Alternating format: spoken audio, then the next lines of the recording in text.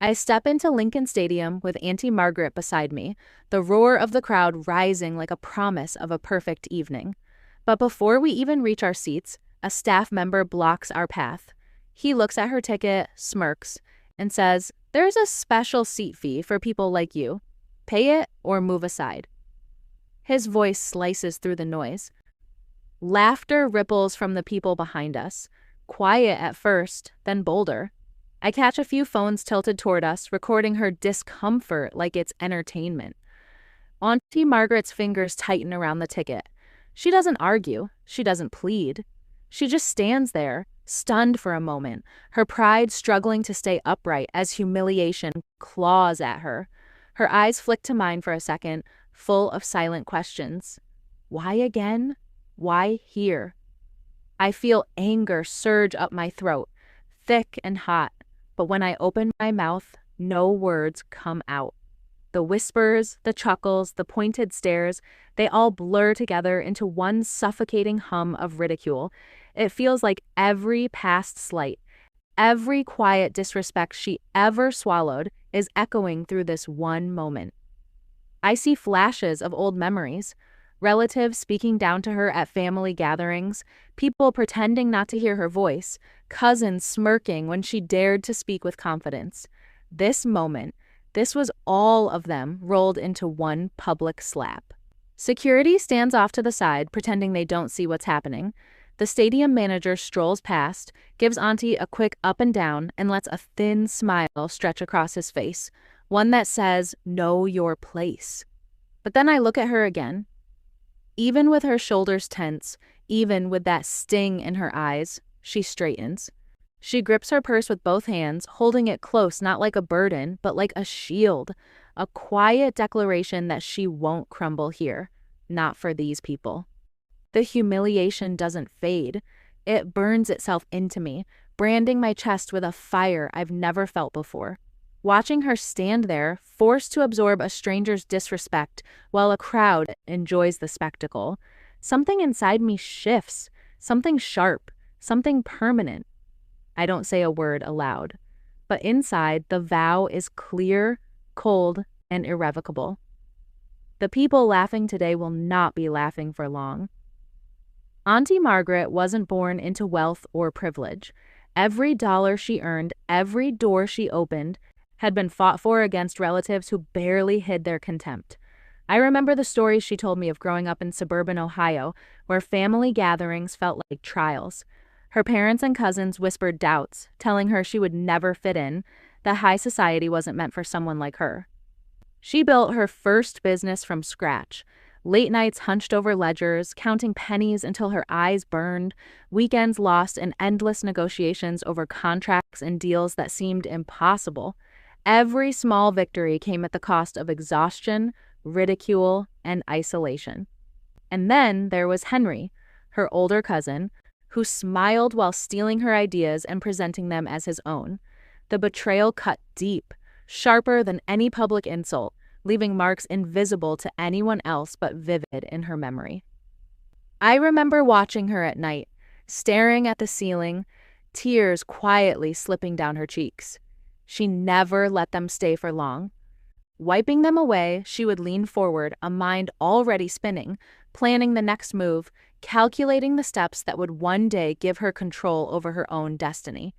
Opportunities were denied over and over, clubs refused her membership, luxury events passed her by, even casual invitations evaporated because of family snobbery. The sting was routine, a constant reminder that she was underestimated, dismissed, overlooked. I can still hear her whispering to herself in those years, long before anyone else would believe it. Respect is earned, not given. It was a mantra, a seed planted quietly in the shadows of her struggle. Family dinners became arenas of silent war. She was mocked for ambition, derided for intelligence, belittled simply for existing. Yet each taunt, each sneer became fuel. Early failures in business didn't break her. They taught her patience, the art of waiting, of biding time until the right moment to strike. Those wounds, hidden behind a calm exterior, grew stronger in silence. They forged her determination, a quiet, relentless force no one could see coming. And in those moments, she shaped me as well. Watching her, learning from her, I absorbed a crucial lesson. Notice the injustice, study it, understand it, and plan meticulously. Every insult, every betrayal, every slight was not just pain. It was intelligence being refined, a map to the ultimate reckoning. I started by gathering everything, every receipt, every photo, every staff badge number I could snap without being seen. I spoke to witnesses who had watched the humiliation unfold, their voices low, embarrassed for us, offering details they hadn't dared to say aloud in the moment. I collected it all, piece by piece, building a record of the cruelty they thought would disappear once we walked away. When I brought it up to Henry, now a minor investor in the stadium, he laughed. A loud, careless laugh that dragged old memories back from the dead. The same laugh he used years ago when he stole Auntie's idea and acted like she should thank him for the privilege. "Let it go," he said. "She probably misunderstood." His smirk told me everything. Nothing had changed. He still believed she was beneath him. Auntie Margaret didn't react. She simply folded her hands on the table and let silence be her answer. But I saw it. The contained storm behind her eyes.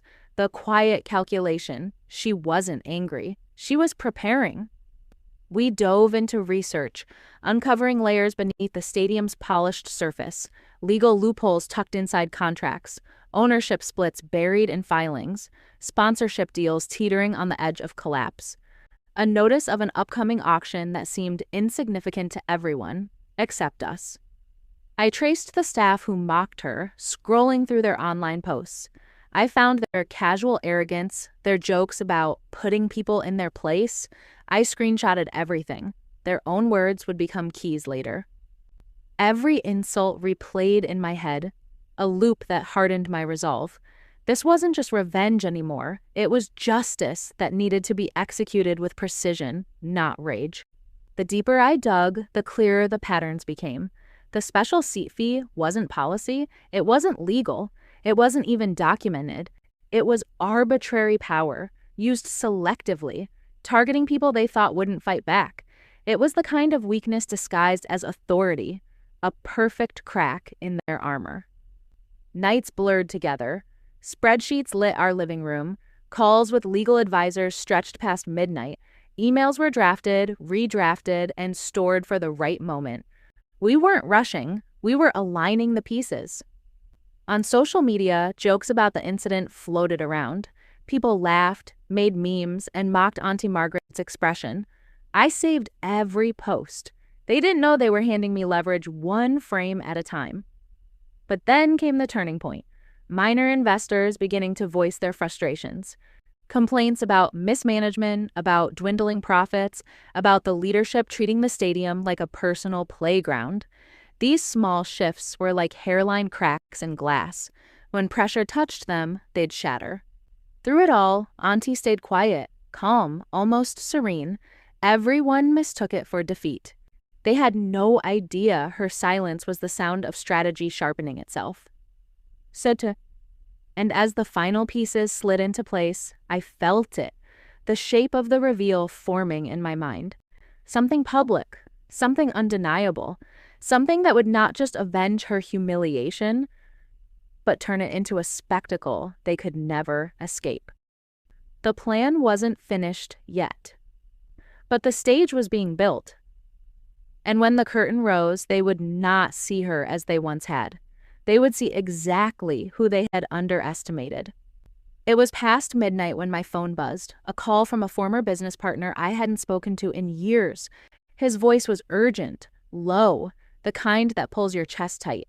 "The stadium," he said, "it's for sale, soon, and there's a window no one else sees." My heart skipped. I shared the news with Auntie Margaret, and for the first time in months, a smile touched her lips.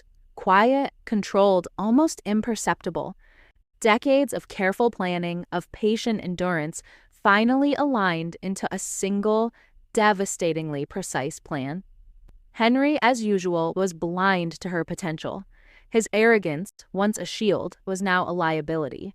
He believed her patience meant weakness. He believed she wouldn't strike.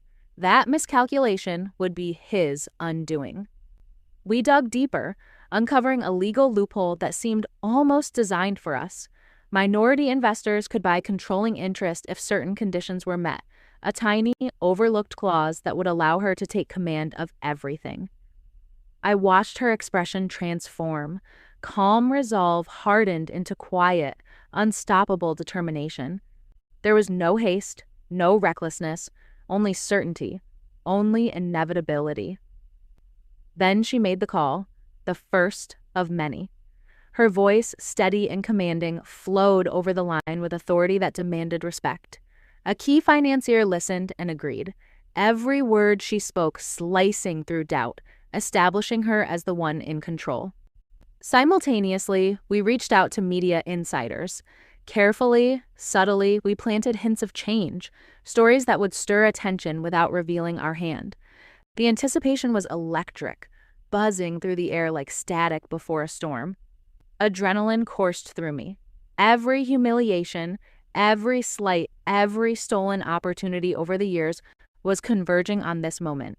This was bigger than revenge.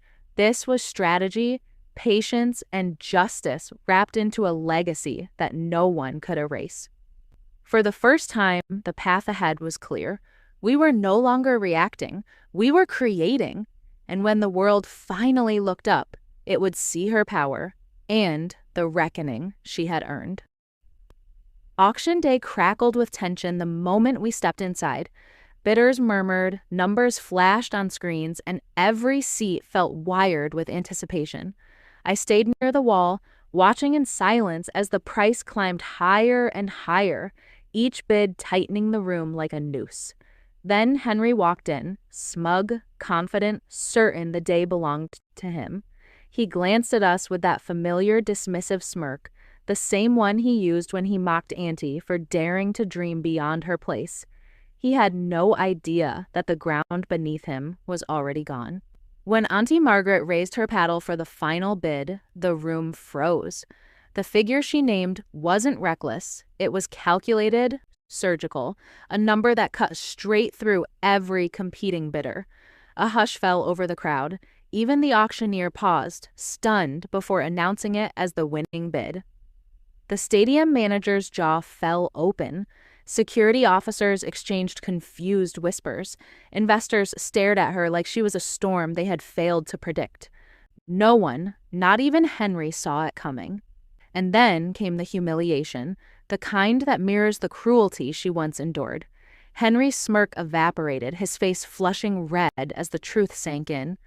The room slowly turned toward her, acknowledging her as the new owner. The same society that once denied her now stood in awe. Press cameras burst into action, capturing every angle of her triumph. Within minutes, social media erupted. Posts, clips, headlines all telling the same story. The woman they laughed at now owned the very place where she was belittled. Legal contracts were drawn up, and as the ink dried, every unjust fee policy came to light. Documents exposed the incompetence and corruption of the previous management. Their own signatures condemned them. Then came the moment I had waited for. The employees who mocked her, the ones who snickered at the special seat fee, now lined up to meet their new employer. Their forced smiles, their stiff posture, the fear tucked behind their eyes. I took note of every detail. Aunty Margaret stepped onto the stage for her first speech. Her voice was calm, steady, carrying the moral weight of someone who had survived every storm meant to break her. She spoke of dignity, fairness, and accountability, her words slicing quietly through the room with the sharpness of truth. It wasn't loud vengeance, it was controlled justice. We saved everything, news articles, photos, viral posts, not as trophies, but as evidence of a full circle reckoning. A testament to a humiliation rewritten. Later that night, in a private room with only her closest allies, she raised a glass. No bravado, no gloating, just a soft smile, years of pain settling into peace. Her revenge wasn't destruction. It was reclamation. The stadium under Aunty Margaret's ownership became more than a building. It became a symbol. Fairness guided every policy, accessibility replaced barriers, and her strategic brilliance reshaped every corner of the venue. Every detail reflected her vision, a stark contrast to the arrogance and neglect of those who had mocked her.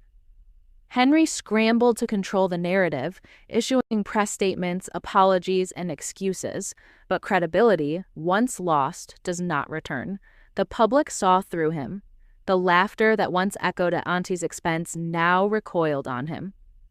Aunty Margaret moved quickly, implementing reforms that made arbitrary fees impossible. Every patron now entered with dignity intact. Staff who had once sneered at her now whispered respect. I watched as humility replaced arrogance in subtle gestures, glances, and hesitant smiles.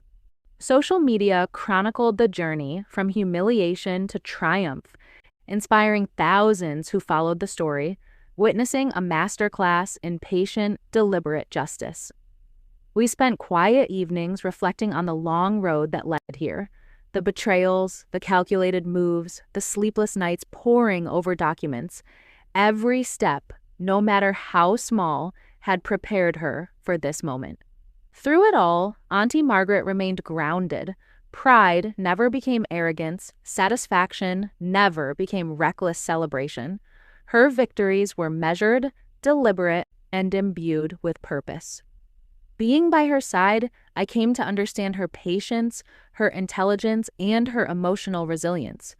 I saw how every minor injustice, every overlooked slight, had been transformed into a stepping stone toward empowerment. The final humiliation was complete reversal. Those who once laughed now bowed to her authority, witnesses to the woman they underestimated.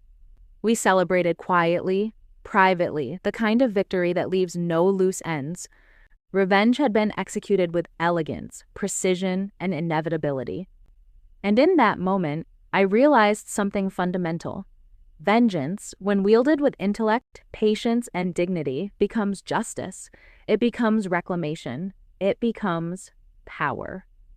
I stand on the stadium balcony, the sunset glinting off glass and steel, painting the city in gold.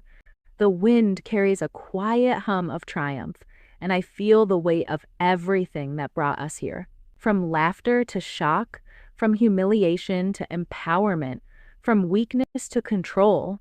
Our journey has been anything but ordinary. Every moment led to this reversal of fortune, every slight a lesson in patience and strategy. If there's one thing I've learned watching Aunty Margaret, it's this. Patience and strategy will always outweigh impulse and cruelty. Her mantra, respect is not given, it is reclaimed, was forged in years of struggle, each word a testament to endurance. I take you behind the scenes, sharing the intimate emotional journey from helplessness to triumph. The fear, the doubt, the quiet planning, all of it mattered. Every observation, every betrayal, every moment of silence was a piece of the puzzle. Preparation is power. Notice injustice, plan deliberately, act with intellect, not with anger. This is how ordinary humiliation transforms into extraordinary reclamation. The satisfaction is subtle but profound. To watch the world realign after years of quiet struggle is unlike anything else. The people who once mocked, the systems that once oppressed, everything shifted under her calculated hand. And yet, Aunty Margaret remains understated. Candid clips show her smiling softly at staff, acknowledging fans with warmth. Triumph is not loud, it is radiant in quiet dignity. Every insult, every mockery, every tiny injustice can become your ladder to power, if you dare to climb. The lights of the stadium glow below as I turn from the balcony, letting the final words echo. Resilience, patience, and quiet strategy can rewrite your story.